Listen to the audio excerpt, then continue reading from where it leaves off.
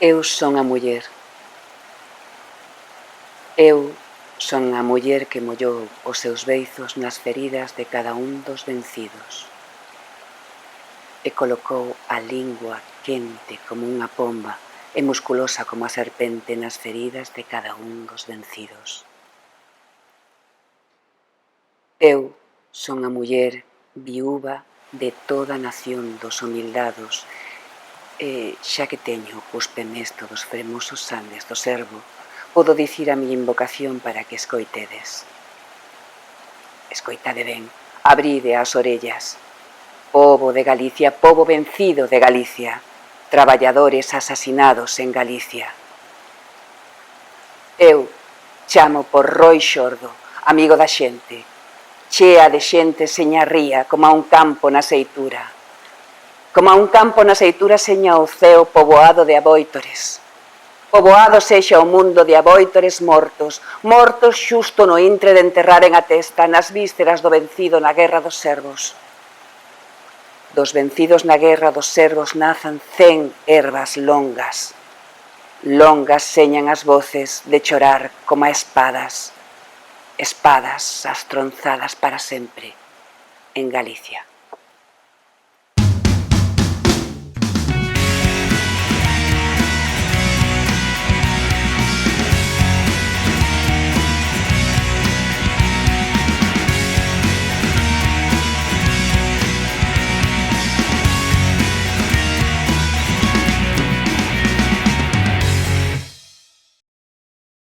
Xosé Luís Méndez Ferrín naceu en Ourense o 7 de agosto de 1938.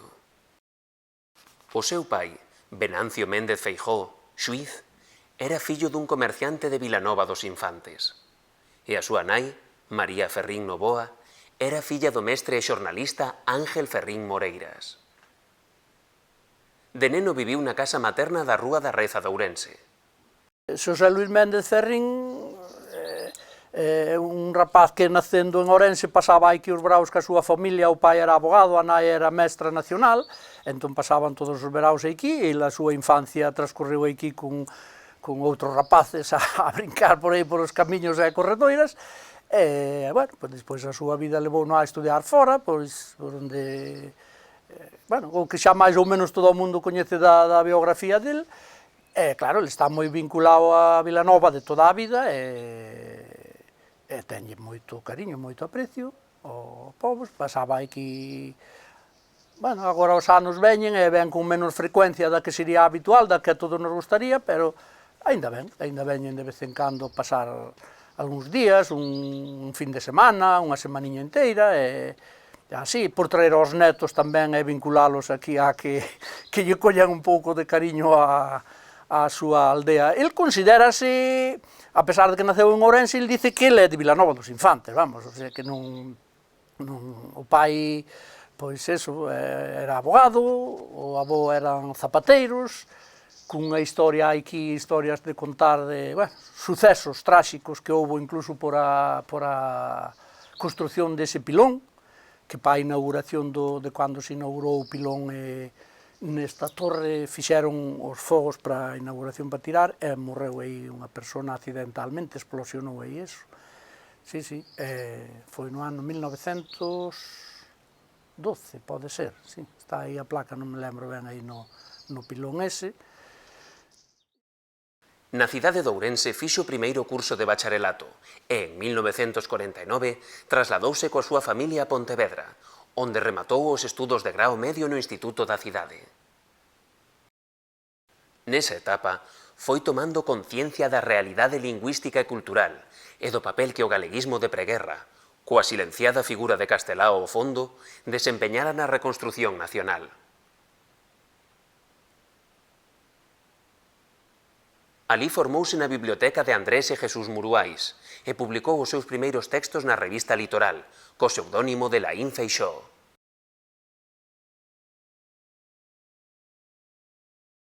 En 1955, a súa familia trasladouse a Vigo e el foi estudar Filosofía e Letras na Universidade de Santiago de Compostela. Alí tomou contacto co galeguismo cultural nucleado na editorial Galaxia, en torno á figura de Ramón Piñeiro, pero non tardou en reclamar unha nova articulación da oposición política ao franquismo e do propio nacionalismo, o que provocou a súa expulsión, xunto con outros mozos do Consello da Mocedade. Bueno, coñecín o Ferro a Ferrín cando chegou á Universidade de Santiago. Eu estaba estudando Dereito, debía de ir polo terceiro curso, quizás, porque eu levaba un ano adiantado. Foi cando nos coñecimos e tuvemos moitísima relación hasta que se foron a Madrid, os que estudiaban Filoloxía. En realidade aquí só había Letras e Historia, a especialidade de Historia, e tiñan que irse ou a Salamanca ou a Madrid ou así. En eses anos foron poucos pero moi intensos, moitísima relación con Ferrín, pero tamén simultaneamente con Bernardino, o Bernardino Graña, cos Roxos, como lle chamábamos, a Ramón Lourenzo, o Gordo tamén, chamaban. E máis xente, non?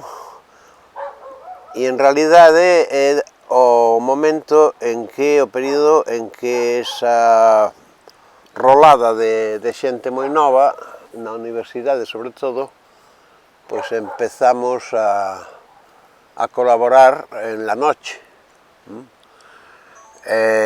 Eu non era escritor, deles eles sí, tamén estaba Mourullo, por suposto, que era compañeiro meu do curso, pero eu era o que sabía de música. Entón, eu escribía críticas de música dos concertos que viña a Asociación Filarmónica de Santiago, que fora promovida polo Rectorado, o secretario do meu pai, eu facía secretario do secretario, e viñan grupos moi bons, algúns que logo foron moi famosos, como por exemplo o famosísimo Cuarteto Beg, non?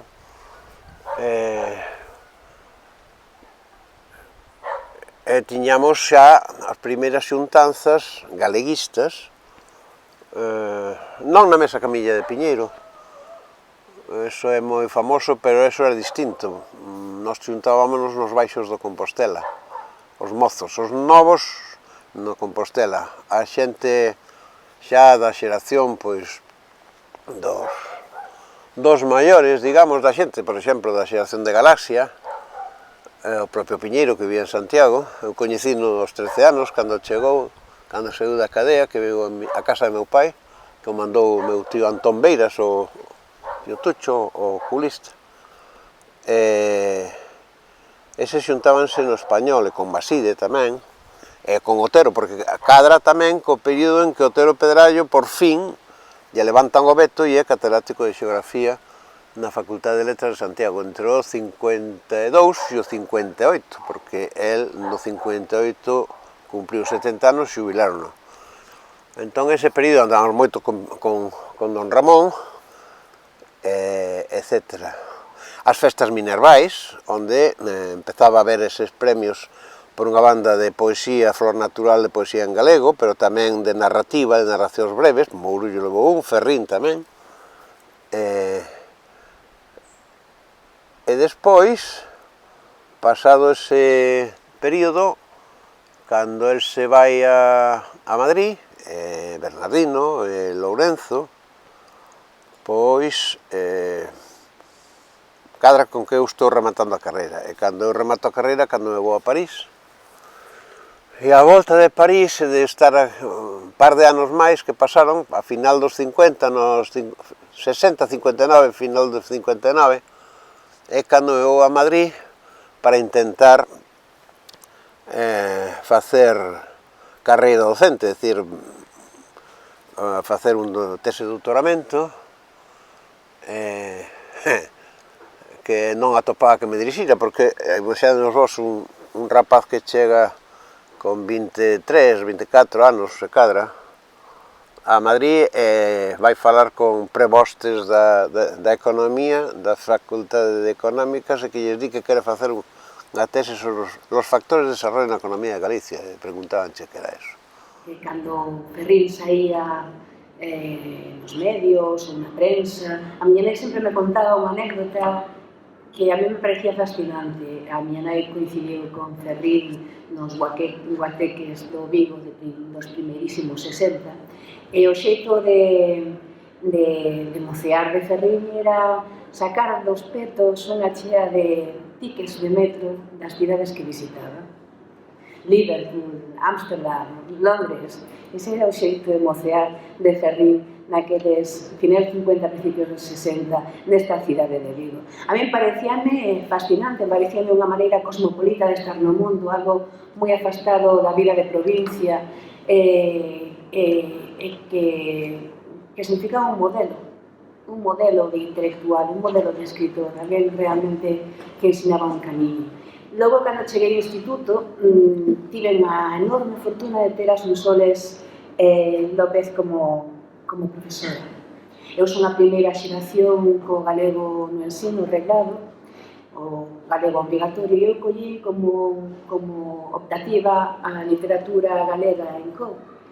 E tive un monográfico de Ferrín a fondo, con esta, unha das mellores especialistas. Eu creo que en narrativa temos dous grandes especialistas na obra de Ferrín, un é Anxo e outro é Sonsoles.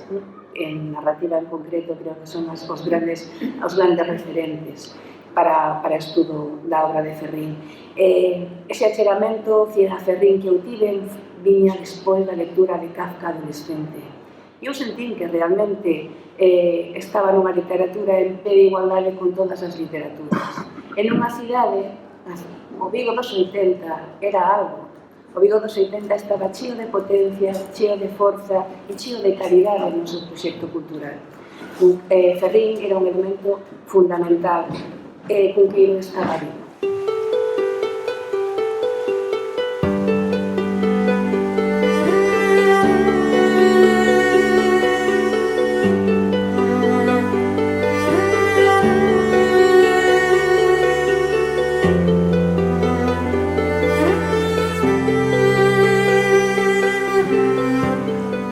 Eu en Santiago participaba naqueles movimentos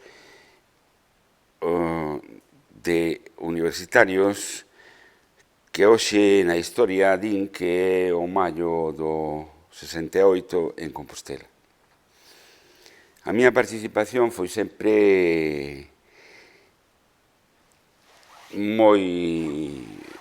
totalmente clandestina. Non tiña como unha doble vida porque me encantaba, disfrutaba neso. Aí tiña conocemento de o que representaba Xosé Luis Méndez Ferrín neste mundo. Lémbrome que nun encerro que houbera nese 68 na Facultade de Filosofía aparecera él e Leónidas de Carlos porque estaban facendo uns cursos de doctorado. Eu non o conocía físicamente, pero ali había xente que o reconoceu e estuvo falando con eles algún tempo mentras nós estábamos naquel pasillo sentados. Tratara despois daquelo de vir a falar con el á súa casa con un compañeiro meu que traballábamos no mismo grupo, que era un grupo que se autodefinía Asociación Democrática de Estudantes Galegos e que estaba ao marxen ou non estaba na órbita do PC, senón dos movimentos, digamos, maoístas que había naquela época e, sobre todo, dos que eran, digamos, o ídolo era a Cuba e era Fidel e o Che Guevara. En certa medida, o triunfo da Revolución Cubana o que permitía aquela xeración máis nova do que despois serían os fundadores da UPG era conxugar o que sería a cuestión de clase co patriotismo. Por tanto, era un modelo distinto que podía ser o modelo da Unión Soviética, que que en certa medida tamén o triunfo da Revolución abría un camiño que non era o do PC. Non se trataba de crear unha marca PC, sino que podía haber unha esquerda patriótica, que foi o que, ao final, representou o castrismo, fundamentalmente a figura de Fidel Castro. Pero, bueno, pouco a pouco empecé e topei.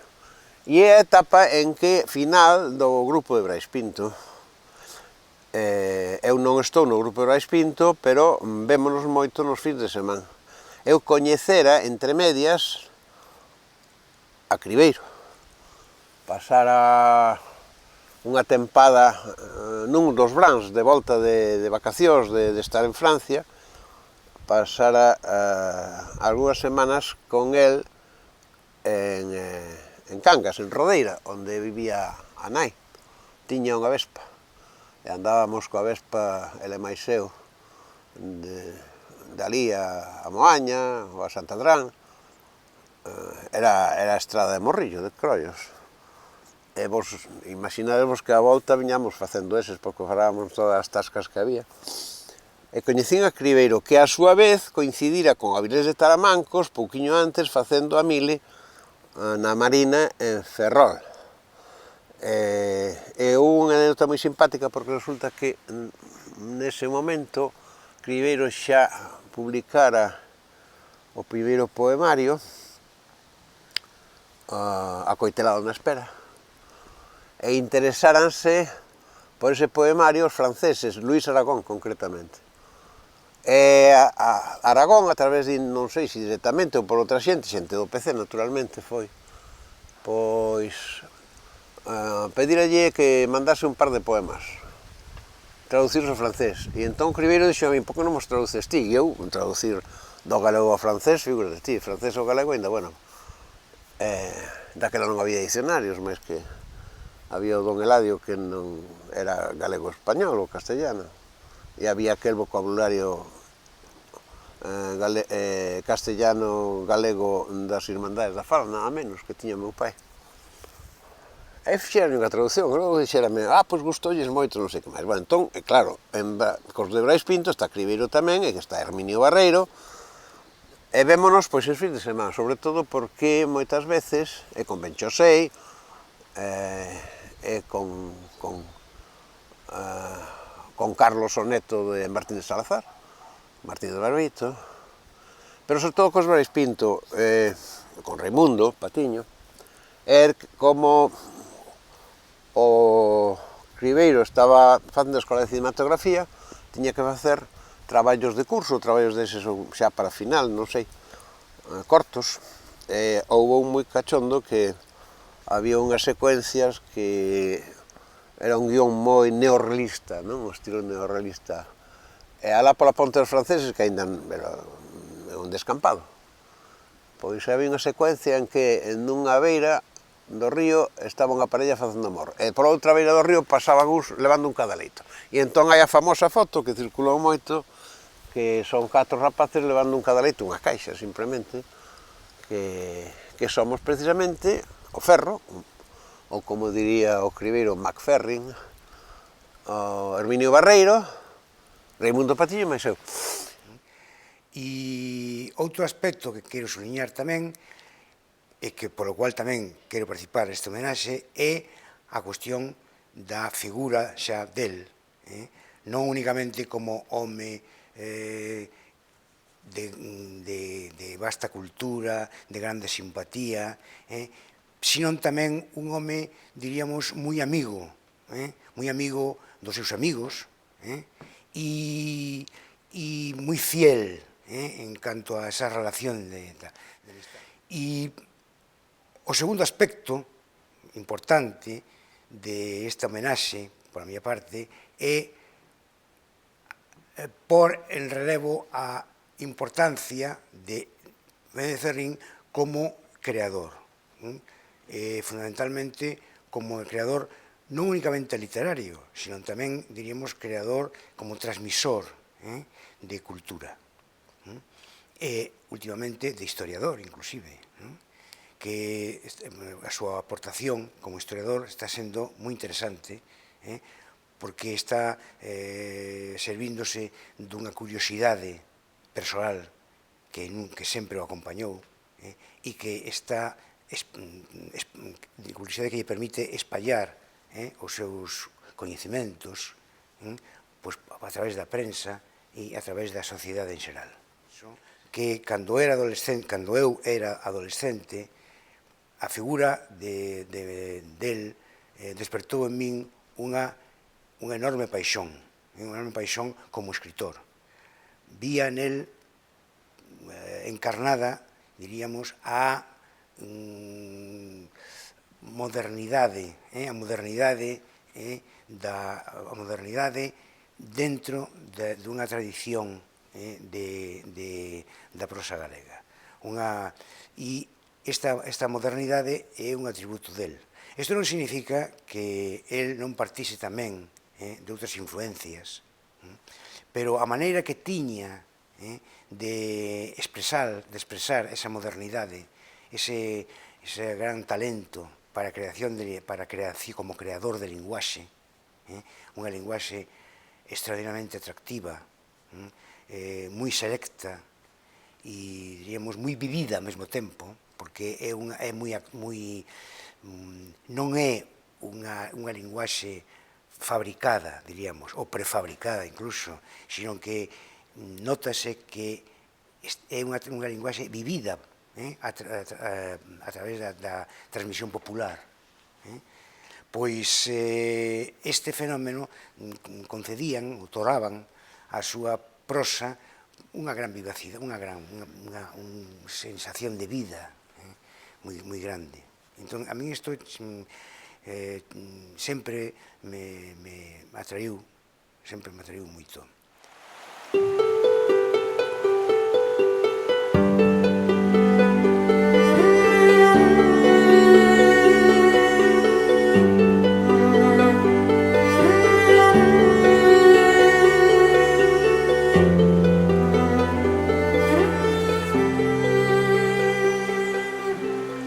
Entón, cando a Galaxia me propón vir para aquí para votar estaba un pouco embarrancada a revista de Economía que dirixía Xaime Isla, non daban saído máis números, foi cando me veño para Vigo.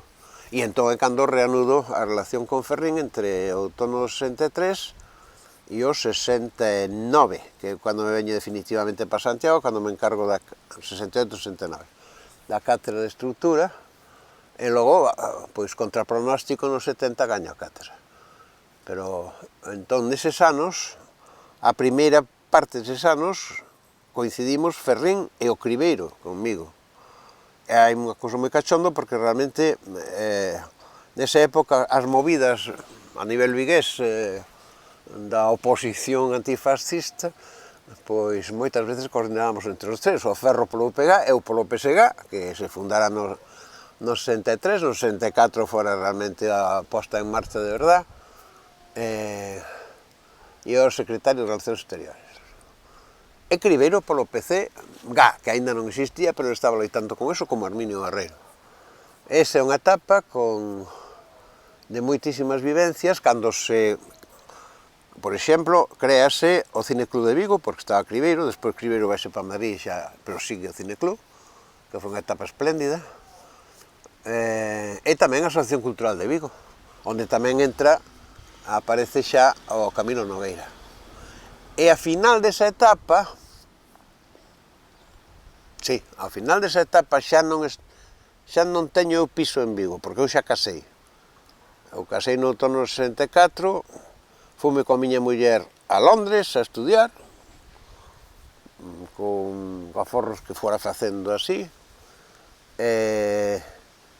logo voltín a Vigo, despois no 66 volvín a París, xa con outro tipo de beca para un centro de investigación, o Instituto de Ciencia Económica Apliqué, bueno. Pero en realidade tiña o piso en Vigo, hasta que no 69 xa pecho o piso e veñome para Santiago, pero no 69, na mesma edificio onde tiña o piso, tiña outro piso, no outro andar, tiña o Camilo.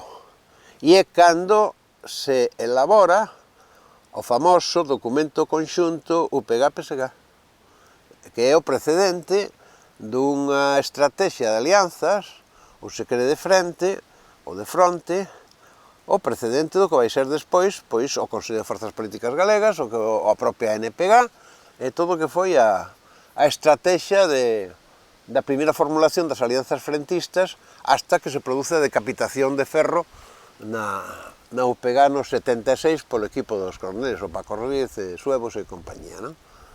E ese documento redactámolo Ferro, Camilo e eu. E curiosamente tamén, aínda que non fixo nada, participou porque Ferro dixo non, convén que esteña un artista para a cousa de cultura, ou nada menos con Xavier Pousa, o pintor, que era do UPG nese momento. Ese período. O noso contacto da xente da miña quinta, e o meu en particular, con Ferrín, prodúcese no Instituto de Colla, que se chamaba, logo foi nomeado Alexandre Bóveda, pero era daquela, como levamos toda a vida explicando, o Santa Irene en funcións. En realidade, ese é o contexto no que nos encontramos.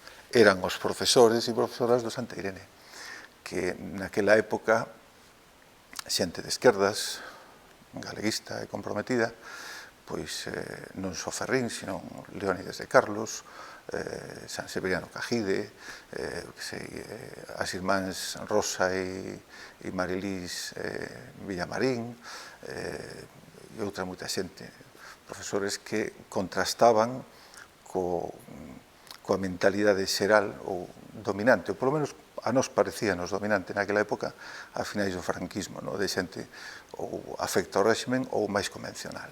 Estes outros profesores e profesoras influíron en nós moitísimo, e en particular Ferrín e outra xente influíron en nós porque de alguna maneira rompían a dinámica limitada e encorsetada, bastante áspera deses tempos finais do réxime, e iso que xa eran anos, a mediados dos anos 70, cara ao final, incluído o propio curso 75-76, que é onde eu son alumno de Ferrín, xa estaba moi suavizado o ambiente represivo e o ambiente carente de liberdades do final do réxime, pero aínda así, nos sendo moi novos, percibíamolo. En esa época, unha das cousas que se produce, que logo non sei se será algo habitual ou neste tipo de contextos de tensión social e política, o que se produce é algo que eu recordo como un feito singular, que o encontro e a interrelación moi doada e moi natural entre distintas xeracións. Eso producíase a mediados dos anos 70 e nos anos sucesivos da transición, que son anos de efervescencia política e cultural, de grandes cambios, no que todo se está discutindo e repensando, e no que hai unha actividade incesante, política, cultural, de todo tipo, asociativa, e no que xurden moitas ideas, no que se propoñen moitos cambios, en canto ás mentalidades e actitudes da xente, e a xente se reposiciona a medida que todo isto vai evolucionando no que se chama a transición. En eses anos de tanto cambio e efervescencia, eu o que recordo ese contacto extraordinario entre distintas xeracións. É dicir, que o mellor, e isto lembraba agora vindo para aquí, como de forma bastante extraordinaria, ao sair do instituto, cando tiñamos 15, 16 anos, íbamos, por exemplo, ás tabernas e ás tascas do Camiño da Seara, e ali encontrábamos con estes profesores de esquerdas. E o mellor había entre nós e outras persoas que concorrían ali, que o mellor non tiñan que ver co instituto, pois o mellor había unha diferencia de 20 ou 25 anos entre as persoas que nos reuníamos ali. E falábamos con toda a naturalidade, con toda a comodidade, cousa que non sei se hoxe se produciría. Eu coñezo a Ferrín, eu creo que era no ano 73-74. Eu viña de rematar o meu bacharelato nun colexio do Pudei, en Vigo, aquel verán iniciático para min, percorro gran parte de Francia e sobre todo Escocia, en autostop. Sempre digo que aprendo a falar só, é un momento iniciático na miña vida persoal e eu creo que é artística. E cando empezo o curso, é o meu primeiro ano no ensino público, no Santa Irene. O impacto de Ferrín sobre o meu cerebro inquieto naquele momento inmenso.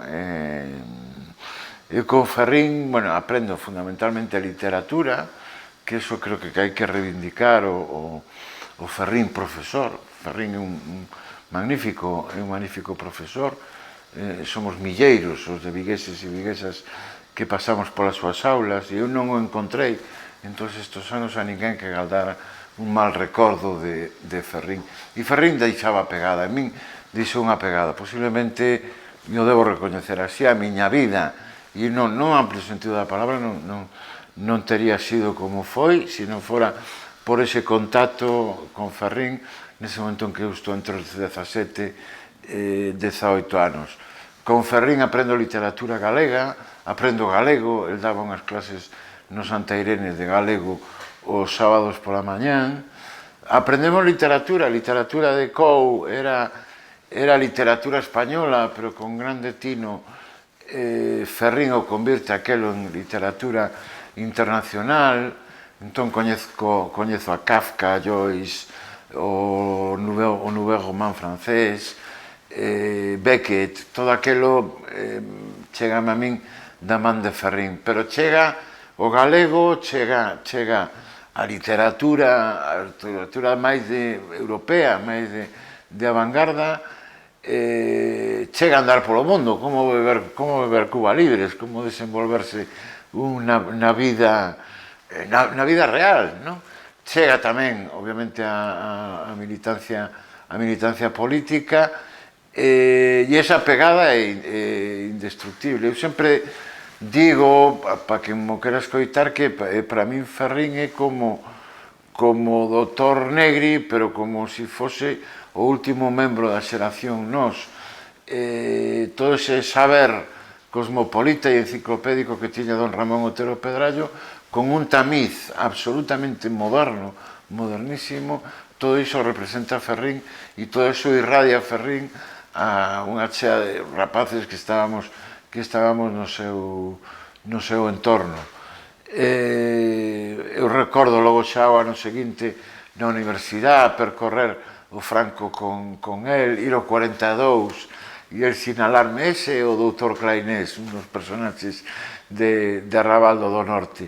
Bueno, foi un luxo todos eses anos tan próximos a Ferrín.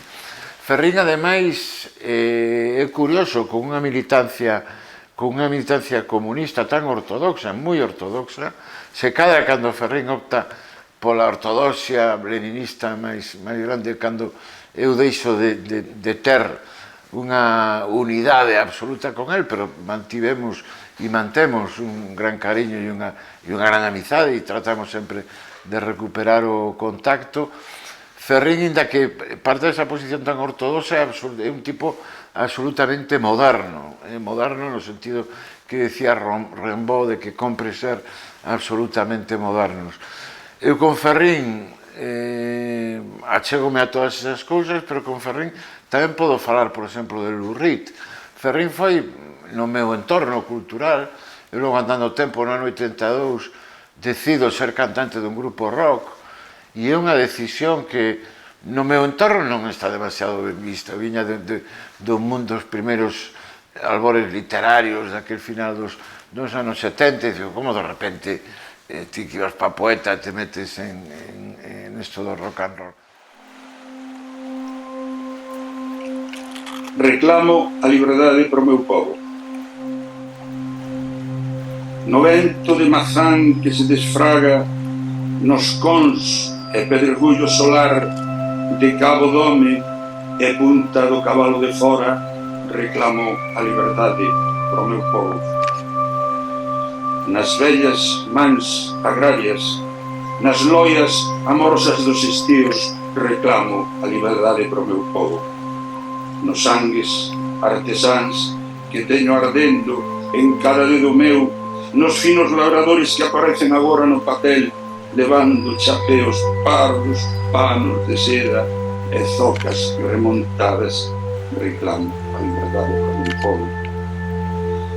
Nos crepúsculos de anís, nos que se erixe a familia naval de Manuel Antonio e pon de arca e de couso pequeniños lumes azuis e brancos de San Telmo, reclamo a liberdade por meu povo.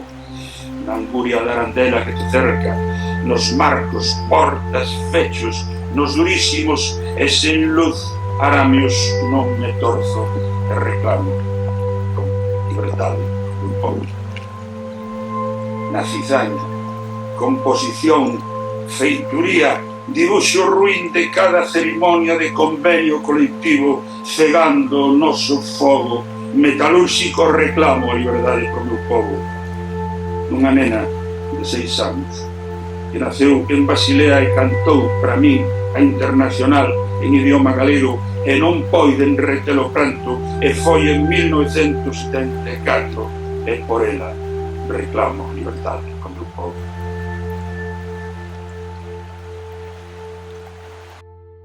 E despois, indagando e con compañeiras e compañeiros, souben que era profesor no Santa Irene. Entón, claro, que che gustase tanto alguén que escribe e que estea vivo, que iso non era, digamos, habitual nos meus escasos coñecementos daquela e tal, pois era como super apasionante, non? Entón, quixen saber quen era e todo iso. Dicíanme que andaba moito polas camelias, e un día que fun polas camelias cunha compañeira, díxome, mira, ese. E había dous, eran el e Manuel Villaverde. Entón, eu pensei que era Manuel Villaverde, porque, claro, Manuel Villaverde ten aspecto de poeta, con pelo longo, barba, é o típico poeta bohemio. Entón, eu quedei, mira, o poeta. E pasei, non sei, un ano non chegou, pero uns bons meses pensando que Méndez Ferrín era Manuel Villaverde. Con Ferrín. Bueno, o caso é que nós estábamos liados en Artello, e tiñamos unha idea moi clara que era, agora non se fai porque sería moi complicado, pero eran crear espectáculos de creación colectiva. Entón poñíamos unha idea encima da mesa e nos pasábamos o mellor 6 meses ou 7 meses para poñernos de acordo no argumento e en como tratar a obra. Entón surdiu unha idea que era Celta sin filtro. E Celta sin filtro xa apareceu así, como idea, como título, que era que nos imaginábamos en Artello, pois un peregrino vai á catedral e cando está dando os croques sale petróleo de debaixo da catedral, e entón se moviliza todo o país, e era moi cachondo porque a obra remataba, ademais, coa escena, outra vez, de que o peregrino, como repetindo todo o proceso despois de revolucionarse o país, pero xa cando se repetía aquelo e o peregrino chegaba, salía un fusilio e lle pegaba un tiro antes de volver a pasar por todo aquel proceso. Entón chamamos a Ferrín, aí está a cuestión del. E nós sempre pensamos, como tiñamos moi ensalzado, sempre pensamos, vai nos decir que nin de coña, que el non pinta nada aquí, e efectivamente o primeiro que nos dixo foi, non pinto nada aí, vos sodes unhos actores cojonudos, divertidos, que pinto eu nun proceso como vos, ademais eu, se me meto a escribir teatro nunha habitación non sabería facelo, me desesperaría e tiraría con todo e rompería todo. Entón, se incluiu, por eso creo que o testimonio é moi bonito, se incluiu dentro da propia estrutura de Artello. Entón éramos 6 ou 7 actores, un dirixía, músicos, que gravaban tamén música en directo moita xente, e un autor, que era Ferrín, pero que el non escribía para entregarnos os textos, senón que el, pobre, tiña que vir os ensaios coa nosa anarquía, e entón lle plantexábamos unhas ideas, e el tomaba notas e logo intentaba reescribir. Algúnas escenas estaban escritas por el, porque eran escenas que tiñan unha mensaxe moi concreta, como, por exemplo, a presentación do espectáculo, na que eu facía un personaxe que era o presidente da Sociedade Troncoso de Castro, que presentaba ese estudio do que ocurría no país co rollo do petróleo, e ese texto, por exemplo, era íntegro de Ferrín. Houve momentos que había dunha xuntanza que só se veían as mans, eran visualmente eran momentos moi simpáticos o que facíamos naquel momento. E eran todos os partidos políticos, pois aquel texto tamén era únicamente de Ferrín e el xa o traía escrito e non lle tocábamos a nada, non? E depois hai unha anécdota moi bonita, e é que eu, naquel momento, me reunía con Alonso Montero, porque Alonso Montero tiña un cargo, non había nin consellería, porque claro, estamos falando do ano 85, tiña un cargo en cultura, e eu, por asociacións culturales ou por algo, me reunía de vez en cando con ele e con outros. E sempre me fixo gracia a forma de falar de Alonso Montero. Coa R. E entón, estábamos ensayando, e a mí se me ocurriu, ademais, como o texto se prestaba, era o presidente Troncoso de Castro presenta hoxe, ten o honor. E claro, empecé a improvisalo, e eu lle dixen a Ferrín, joder, para este texto escríbemo ti, pero podía intentar imitar a Alonso Montero. E me dixo Ferrín, caralludo. Para min, como para moitos, Xosé Luís Méndez Ferrín é in pectore o presidente da República. En 1776, en Filadelfia, soou a campá da liberdade, pero moitas décadas despois, en 1851, cando se ditou Moby Dick, moitos homes de letras estadounidenses dicían que eles tiñan a independencia política, pero que aínda tiñan por facer a declaración de independencia literaria. Eu penso que gracias a Xosé Luís Méndez Ferrín, Galicia ten feita a declaración de independencia literaria. E isto é porque ele fixo soar a campá da liberdade moitas e moitas e moitas veces. Penso que foi por 1947, cando Sartre, 2 anos despois de rematar a Segunda Guerra Mundial, escribiu que é a literatura, que comeza con un capítulo que se chama Situación do escritor en 1947. Unha década despois, Méndez Ferrín publica moi noviño un libro que se chama Percival e outras historias. E para explicar ese libro, eu creo que teríamos que escribir outro que se chamase Situación do escritor en 1958. Ese libro fai soar a campá da liberdade, pero na obra de Méndez Ferrín volveu soar a campá da liberdade na súa maneira elegantísima de interpretar a Pero Meogo, ou en 1976, cando se publica Con pólvora e magnolias. Entón, a verdade é que eu penso que faría o ridículo se eu agora tentase explicar aquí a dimensión e a calidade da obra narrativa, poética, ensaística, xornalística do meu amigo Xosé Luís Méndez Ferrín. Eu coñecín a Ferro alá por finais dos 70, máis ou menos. Eu educárame nun centro con profesores do PC, co cal fui unha privilexiada de barrio, do barrio de Lavadores, donde aqueles profesores, os que non tiñamos moito donde cair mortos, o meu pai era tranviario, a miña nai non traballaba, co cal os cartos dificilmente chegaban a final de mes, pero aqueles profesores do noso bacharelato de Vilar, de Lavadores, Pousada, Fernando Lorrieta, etcétera, etcétera, pois, bueno, aprenderonnos a que fora había outro mundo, aprenderonnos a pensar. Entón, pois, bueno, formámonos ali un grupo de xente implicada co país, implicada con cuestións políticas. Por lo tanto, as referencias de Ferrín tiñámolas xa desde que éramos adolescentes, referencias teóricas.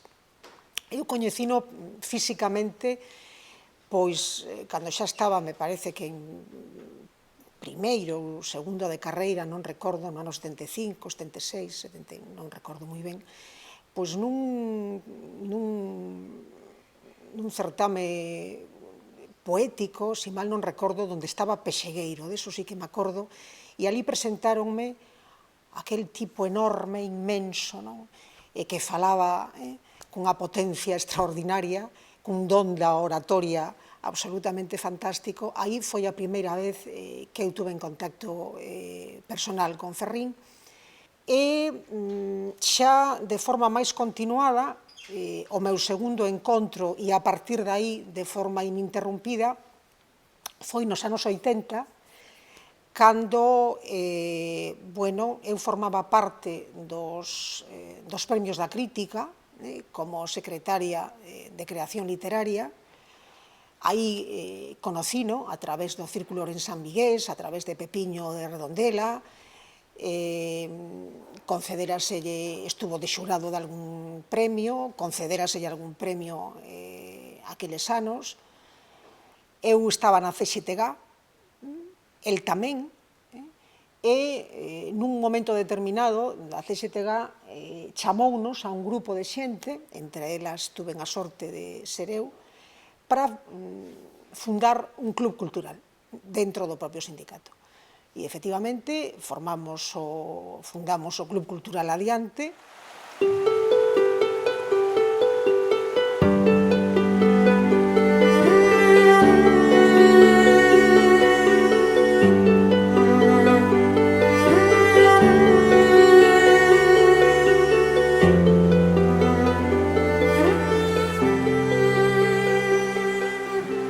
Ferrín é, sen dúbida, un poeta imprescindível.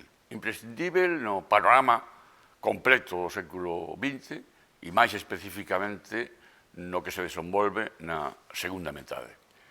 É imprescindível a súa obra poética per se, polo seu valor intrínseco, pero tamén polo valor histórico, polo efecto, pola función histórica que cumpriu en determinado momento no desenvolvemento da poesía do seu tempo. Ese momento foi a publicación no ano 1977 de Con pólvora e magnolias. Xa se ten dito milleiros de veces que Con pólvora e magnolias constitúe un fito decisivo para a evolución, para o proceso que vai levar que se vai desenvolver no cambio de rumbo dos anos 80. Eu creo que, alén diso, sobre todo, Con pólvora e magnolias constitúe un síntoma dun cambio, dunha transformación que se estaba a producir xa a finais da década dos 70 e da que foron responsáveis poetas máis novos que Ferrín e algúns poetas maiores que a él. En todo caso, ese libro quedou claramente para a historia como referente dese cambio que consiste fundamentalmente no enriquecemento do plano da expresión, no enriquecemento lingüístico, na incorporación de materias culturais que viñan de antes, é dicir, non esquezamos que Aquilino Ives Alvariño, Álvaro Cunqueiro ou Cabanillas son tamén poetas culturalistas, pero en todo caso o culturalismo faise máis consciente na práctica que leva a cabo Ferrín en Con pólvora e magnolias. Bueno, a utilización do collage, en definitiva, a renovación xeral dos recursos expresivos, o enriquecemento da lingua e a combinación, o equilibrio que Ferrín logra de maneira moi brillante entre o rexistro político, maiormente épico, pero non sempre épico, e a expresión, a manifestación da intimidade, mesmo da intimidade de tonalidade nostálxica, saudosa. A reivindicación da autonomía do escritor. Para min eso foi fundamental. E eu creo que aí está a raíz do poder simbólico de Ferrín, está tamén a raíz, digamos, da súa estrategia de distinción. É dicir, o problema da expresión distinta, que é algo que o vai caracterizar todo ao longo da súa trayectoria, é que, desde o meu punto de vista, insirio tamén nunha liña que ven de atrás, nunha liña que aparece en todos os campos literarios, pero que tamén apareceu no campo literario galego, e da que podemos citar moitos exemplos, por exemplo, toda a trayectoria de Manuel Antonio, vai nesta propia distinción, neste propio sentido. É dicir, Manuel Antonio intentaba distinguirse fronte ás regras que lle viñan impostas dentro do propio sistema. É dicir, dentro do propio sistema, el rebelouse contra o sistema.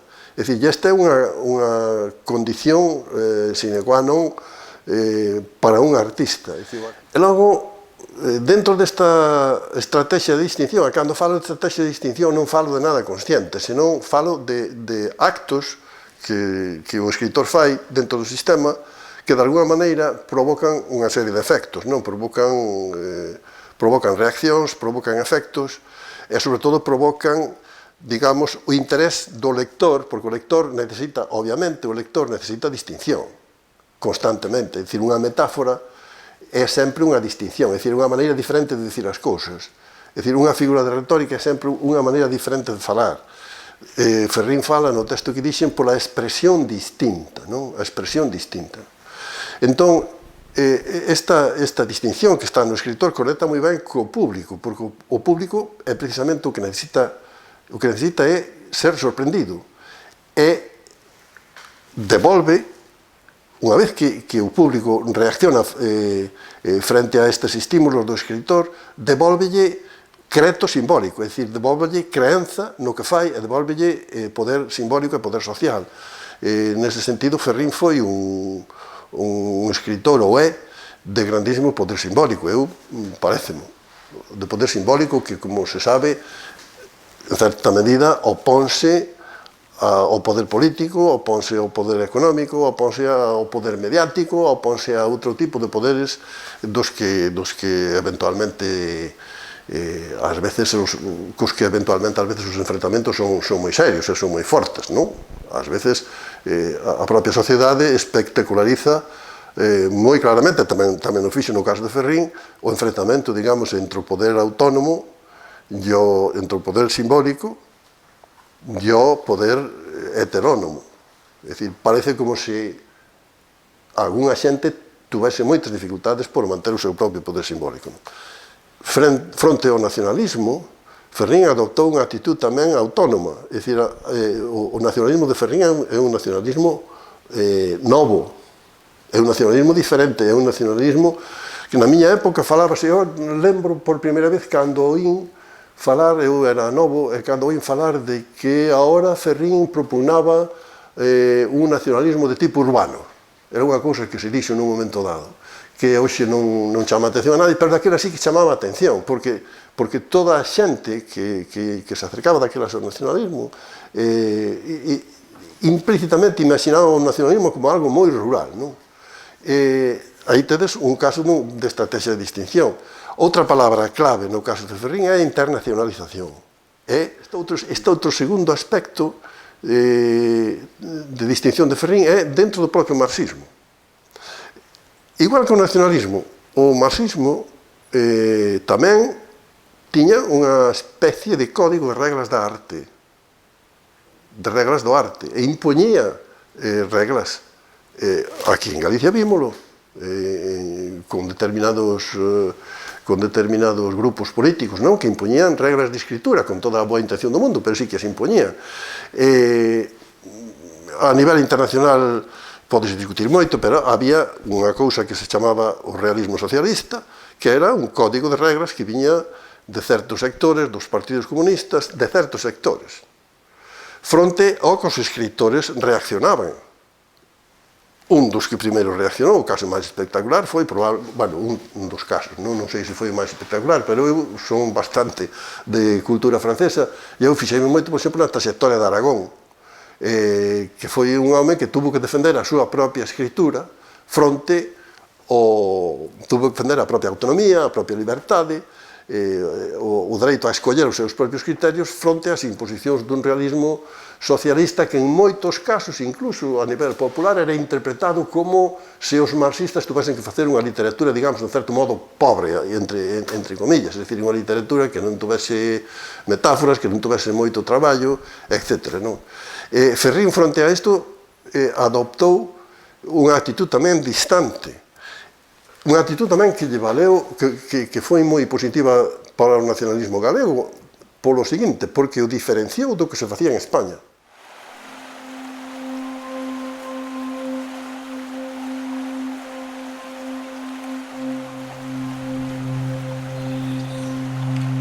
Nos camiños fechados, nos abertos, nos que levan as casas dos homes nosos de cada día, nos transportes por ferrocarril, nos irmáns que gobernan as máquinas do mar e os camións na alta noite, reclamo a liberdade por meu povo. Na fogueira de Londonderry, en cada palabra do noso tío Ho Chi Minh, como un aureol enchendo a tarde de luz nacionalista e líquidos, reclamo a liberdade pro meu povo. Na sindical reconstrucción diaria de cada cousa rompida e volta a endereitar, na unión mínima dos homes arredor dun problema sórdido, en cada petición en grupo, en cada contubernio de mans dadas, reclamo a liberdade pro meu povo. Na casa dos meus avós, a rescendente a si propia, singular no mundo, nos cabalos da serra e nos mineiros de Lousame, aquel 20 de Santiago, reclamo a liberdade pro meu povo.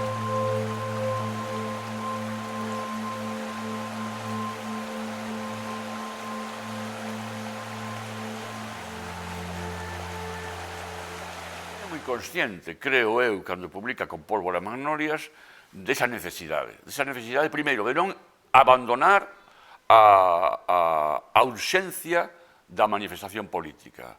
Non había motivos obxectivos para que en 77, nin os hai hoxe, se deixe de lado, se abandone, se aparque, diríamos, a necesidade que o poeta ten de dar testemunho do seu tempo.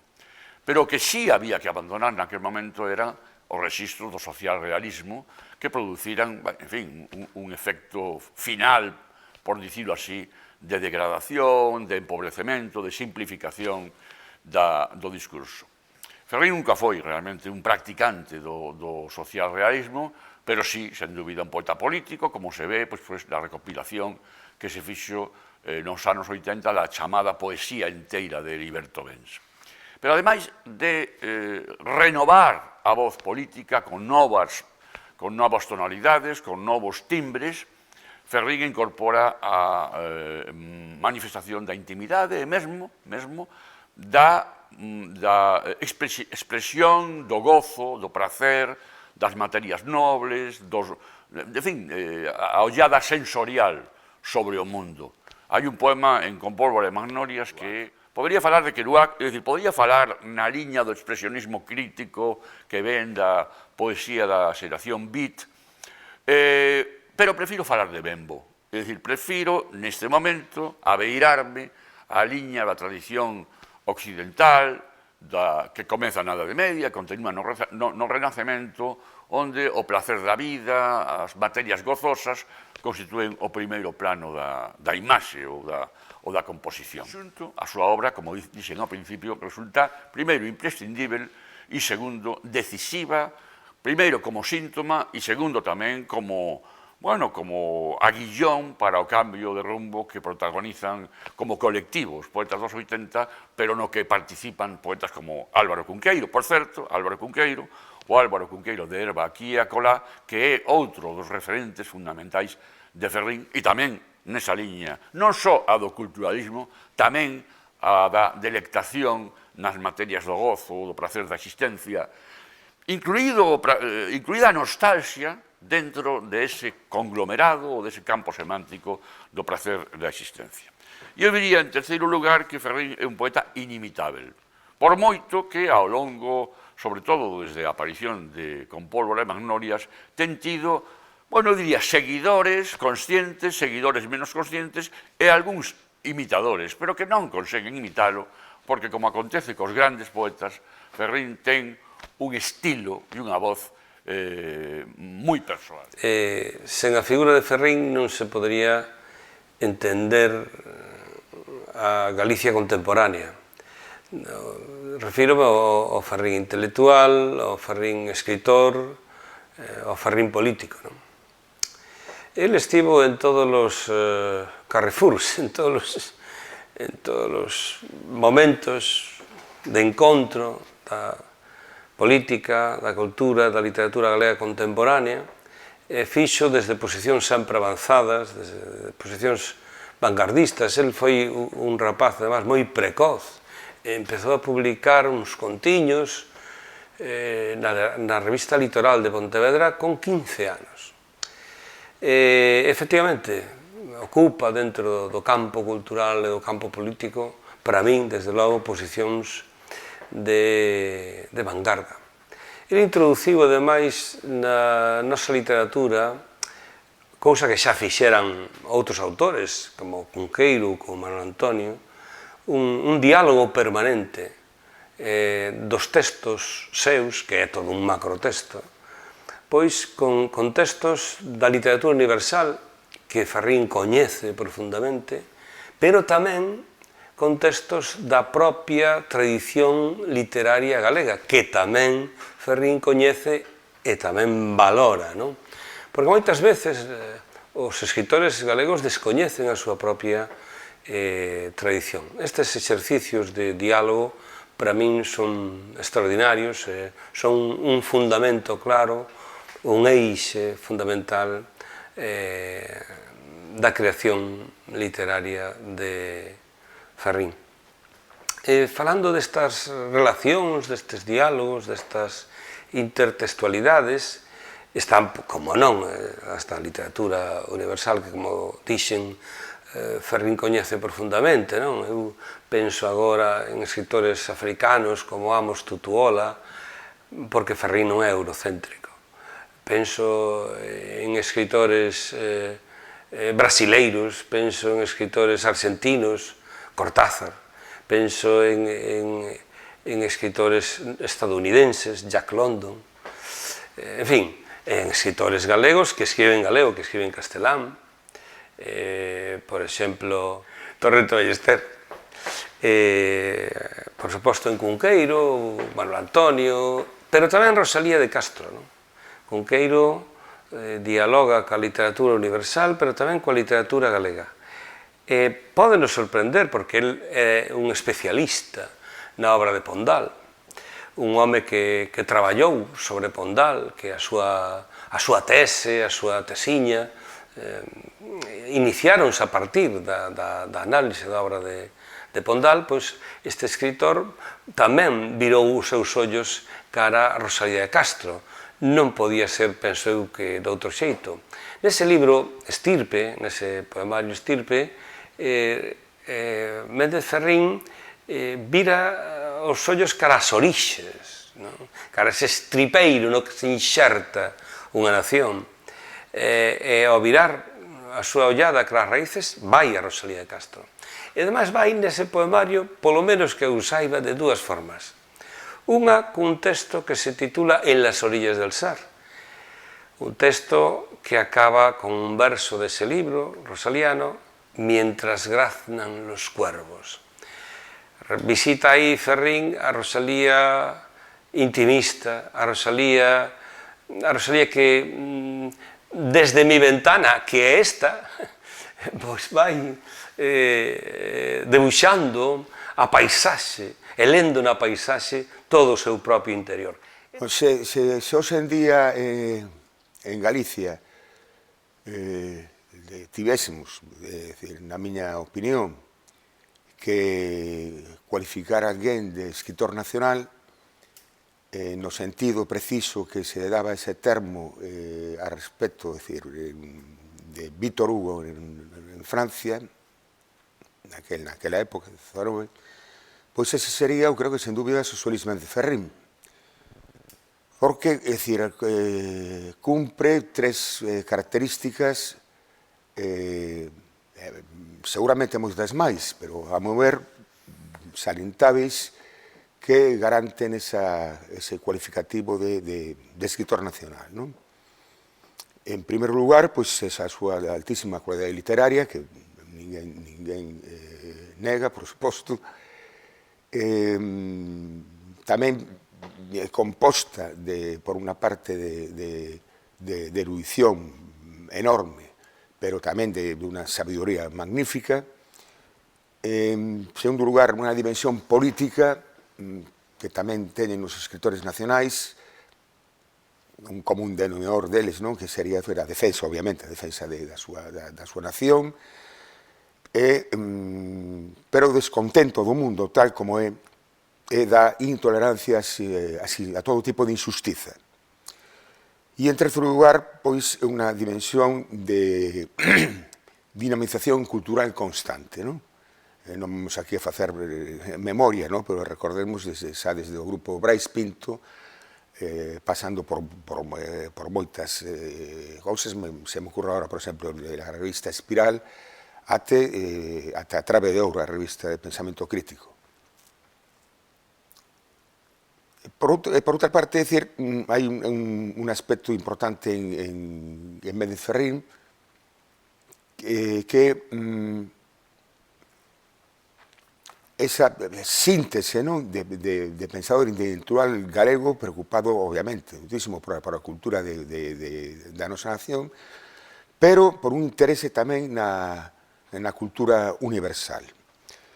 Nese aspecto, se produce nel, creo, unha dialéctica entre o que sería a universalización de Galicia e a singularización desa cultura europea e mundial para o noso país.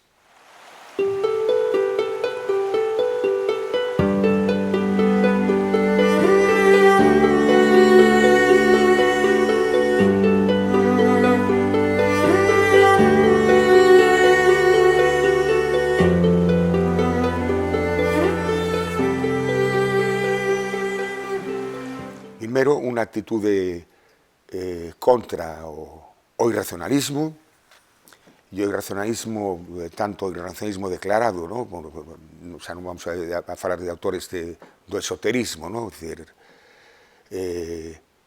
pero sí, por exemplo, de Vicente Risco, contra ese irracionalismo declarado, pero tamén contra un irracionalismo non declarado, como, por exemplo, o caso de Heidegger, Ferrín, non como outros autores galegos, máis ou menos respetables, que ceden o que eu chamaría tentación heideggeriana e contra Junger, por exemplo. E o segundo sinal de identidade sería o materialismo. É dicir, Méndez Ferrín defende expresamente, negro sobre branco, o materialismo desde os materialistas da antigüedade, as súas referencias a Demócrito, Epicuro, e sobre todo a Lucrecio, el creo que chama esa besta irmá, non creo se esta frase esa besta irmá delo a recorde de Otero Pedrallo, non estou seguro, bueno, pero para o caso igual. Ata os materialismos contemporáneos, é dicir, e dentro desa defensa do materialismo contemporáneo está, pois, a denuncia, sobre todo na súa obra ensaística, na súa obra xornalística, de todo ese tipo de intelectuais mediáticos que obedecen a lobbies económico-políticos. E en canto ao materialismo contemporáneo, obviamente, hai que citar o marxismo. Eu creo que Méndez Ferrín defende, estou convencido, un marxismo aberto, non dogmático, non dirixista, culturalmente, non dirixista, está contra o dirixismo cultural, e iso hai que comprobar que dos autores preferidos del, dentro do marxismo, son, entre outros moitos, pero dos que representan o que acabo de comentar, o antidogmatismo, o antisetarismo, etc., pois son Jean-Paul Sartre, que é unha influencia tamén literaria, aparte de política, moi forte, pero tamén un autor menos conhecido que Sartre, que é Henri Lefebvre, que é precisamente un exemplo de marxismo aberto. Nunha reunión, xunto con outras moitas persoas, en Compostela, na editorial Sotelo Blanco, para intentar ou ver se era posible facer unha revista nacionalista e de esquerdas que pensase o mundo desde Galicia e en galego. Ata ahora, fora dun pequeno impás que houve aí de ano e pico porque deixou de editarse en Sotelo Blanco, pois son 28, 29 anos ininterrumpidos nesta fermosísima singradura que é a Trave de Ouro, que é a busca da da liberdade, da cultura, e para min ata agora, e continúa esta desingadura, foi unha maravilla poder, pois, unha, dúas veces ao trimestre estar con Ferrín e con todos os membros da Consello de Redacción, non? Foi xa non só gozar do que son as reunións do Consello de Redacción, sino as longas sobremesas, non? Que foi, xa digo, para min unha experiencia impagable. Soubo combinar moi ben a lealdade institucional e o diálogo institucional cunha firme defensa dos dereitos que lle atinxían a Academia no que é a normalización. Isto veuse por poñer só dous feitos moi significativos, o sea, el logrou que as competencias no que é a normalización da toponimia pasasen á Academia, e logrou tamén que se asinase un convenio coa Xunta para actualizar o nomenclátor. E despois o que é simbólicamente, creo que tanto ou máis importante, é que con Ferrín, por primeira vez na historia da Academia, a Academia figurou nos orzamentos do Estado. O sea, nunca antes pasara tal cousa. O sea, a Academia acudía ao Ministerio para subvencións, para proxectos, pero eran cousas sempre finalistas. Pero esa injustiza de que o Estado apoiase nos seus orzamentos a Academia Vasca, o Instituto de Estudios Cataláns, a Academia Española, eso non se facía coa galega.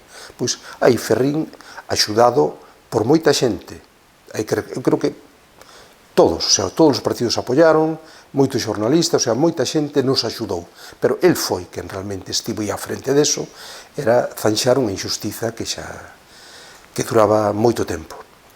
E despois xa no aspecto interno da propia Academia, con Ferrín por primeira vez lograse poñer en marcha todos os seminarios e seccións e, sobre todo, lograr unha planificación e coordinación entre os seminarios. Eso non se fixera antes de Ferrín. Da súa etapa hai algúns feitos moi salientables. Digo, desta etapa, dentro do que é o labor da Academia, pois quero salientar o que é a posta en rede do Dicionario da Real Academia Galega e tamén o Portal das Palabras. O sea, neste momento, dous grandes éxitos desde o punto de vista social da Academia son o Dicionario en rede e o Portal das Palabras. Eso puxose en marcha na época de Ferrín.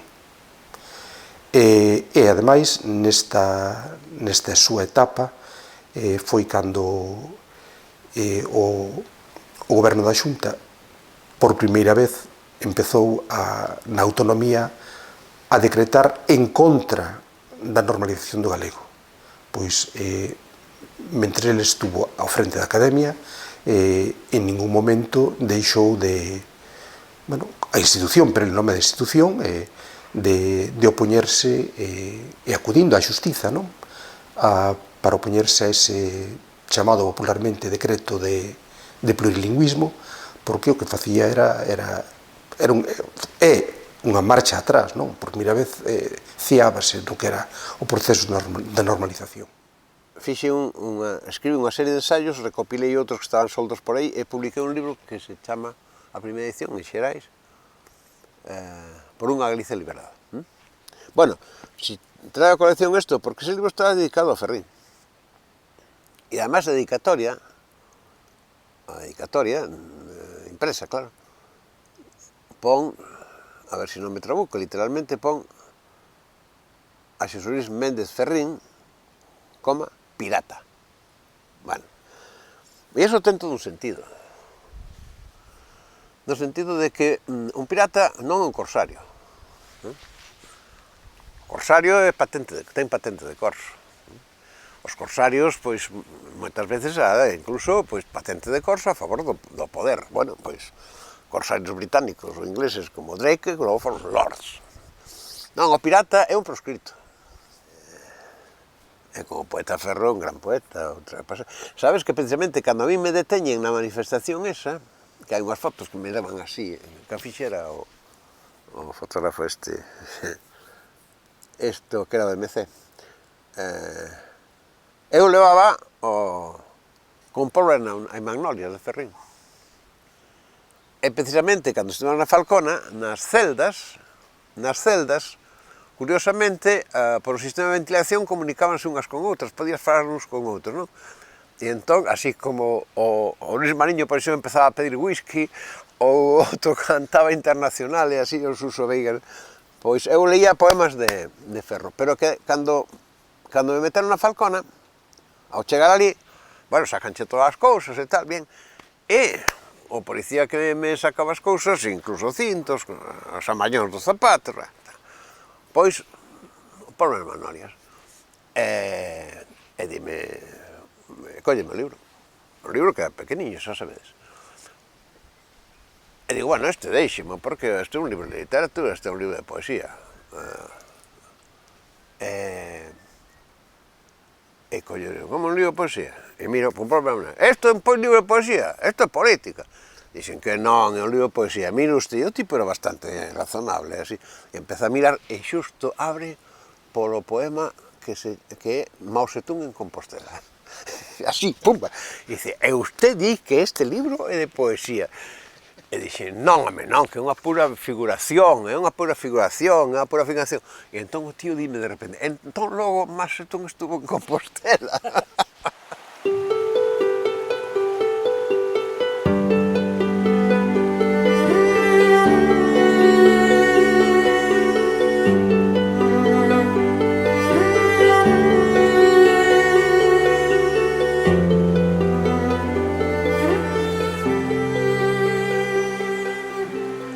Digo que nos medios, moitos medios onde a obra de Ferro é incuestionable, de todas maneiras, sempre é a cuestión. Políticamente, en cambio, pois non sei que, pois non sei canto. En realidade, a trayectoria no plano ideolóxico político de Ferro é a trayectoria da maior parte das biografías de revolucionarios que coñecemos. Eso sempre foron proscritos. Entón, que pasa? Que no momento en que Ferro acepta entrar na Academia Galega, que en principio non tiña nin interés, nin pretensións, e tiña moitos receos, e que despois pois é promovido a presidir a Real Academia, e sigue e incluso agudiza a liña de combate que abrira, hai que decirlo, Xosé Ramón Barreiro, porque Xosé Ramón Barreiro é un presidente que efectivamente utiliza a Real Academia tamén como ten que ser, como institución de combate en defensa do idioma, non? E, por lo tanto, de combate frente aos poderes que agreden o idioma, non só na sociedade civil, sino tamén, para empezar, na propia xunta, non? Por lo tanto, como chamo eu, a Brigada de Demolicións, non? E cando Ferro entón sigue ese camiño e dá, ademais, unha dimensión moito máis evidentemente política, entón os benpensantes preocúpanse. E aí empeza un proceso de traición.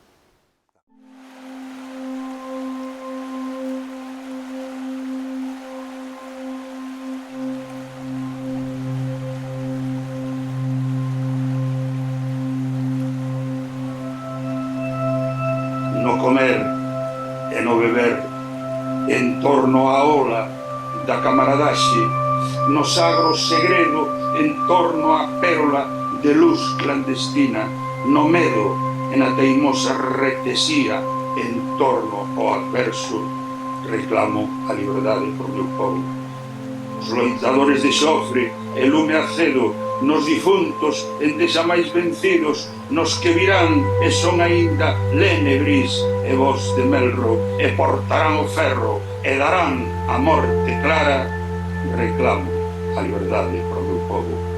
Nos ríos, nas folgas, nas romaxes, nas protestas nos muros, nos escritos, nas gaitas, nas areas de espasante acaso, reclamo a liberdade por meu povo. Nos emigrados, nos perdidos, nos presos, nos explotados, nos que contemplan o devalar das augas sen fin, nos que confían no meu partido, tuba de despertar ou camiño que nunca se desanda. Nos que combaten e han de ser o lóstrego achaiador, neles poño a miña lingua e descanso os meus olhos. Reclamo verdade como un povo, reclamo verdade.